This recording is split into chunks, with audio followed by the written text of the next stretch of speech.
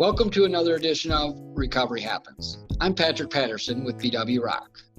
Today we have Josh, who's here offering hope to encourage recovery.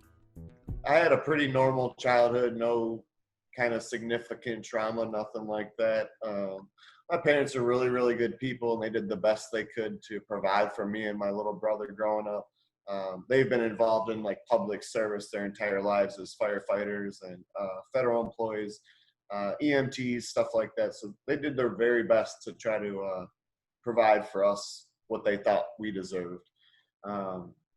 Pretty normal childhood, man. I was loved. My parents worked a lot, so we had a lot of free time on our own. But it was a good upbringing. When and how did drugs and alcohol become a part of your life? So for me, it was like late in high school. I was dating an older girl, and it was easy to access. It started off pretty heavily with marijuana and alcohol.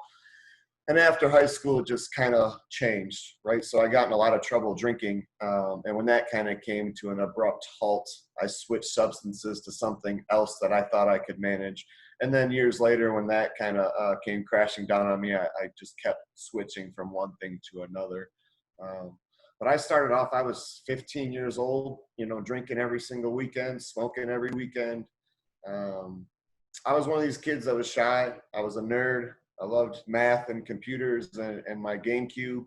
And, everybody always talks about I just didn't feel comfortable in my own skin. I was a super shy kid, awkward, and I remember, like I said, a lot of people have the same experience that I had, that once I started drinking or putting something in my body that didn't belong there, all of a sudden now I'm the life of the party.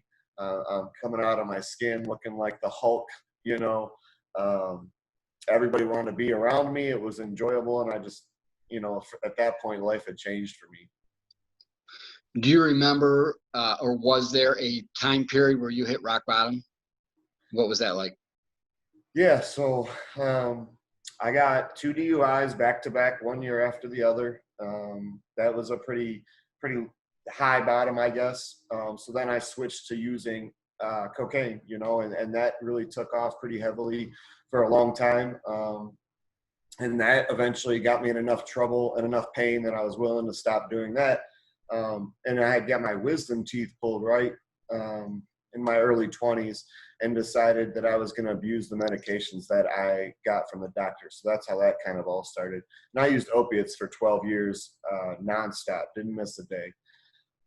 And so towards the end of my addiction, my best friend passed away, and me and him were like brothers. We spent every day together.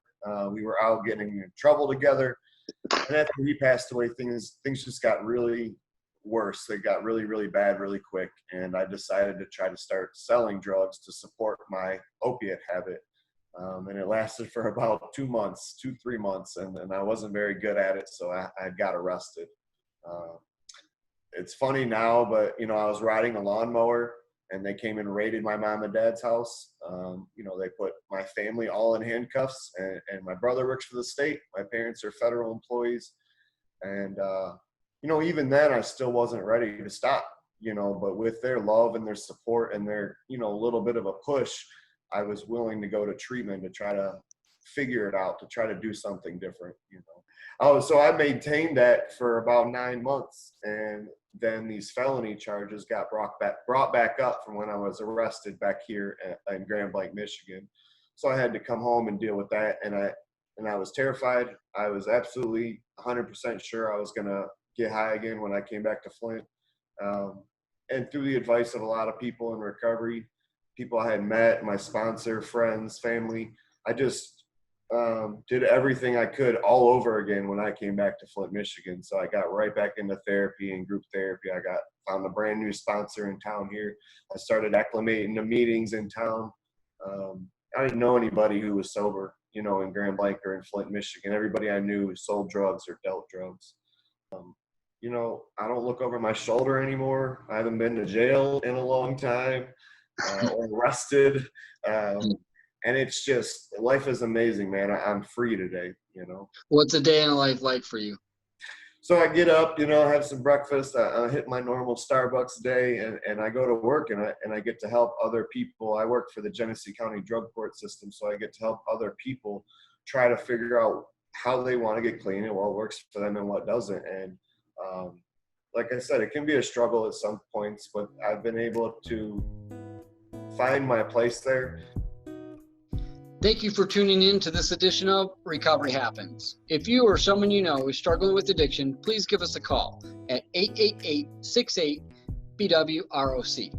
And don't forget, September 13th is our charity softball game where the recovery community takes on the police.